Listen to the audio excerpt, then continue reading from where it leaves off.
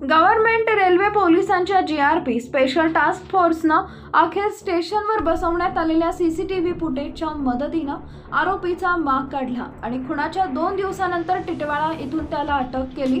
नंतर पोलिसांनी आरोपीचा मोठा भाऊ मोहम्मद सनाउल्ला बैथा वर्ष 25 याला गोवंडी येथून अटक केली, ज्याने आपल्या भावाला चाकू लपवण्यात आणि पकडण्यापासून पळून जाण्यास मदत केली होती।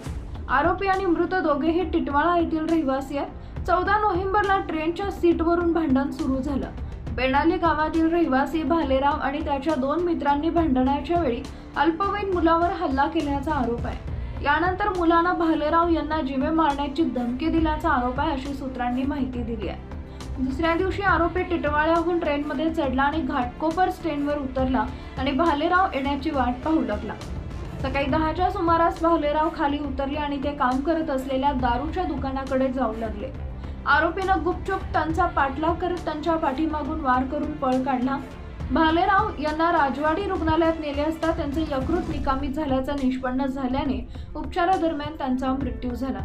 मात्र त्याआधी पोलिसांनी त्यांचा जबाब नोंदवला, ज्यामध्ये त्यानं पोलिसांना मारहाण आणि आरोपींना केलेल्या धमक्यांबाबत सांगितले।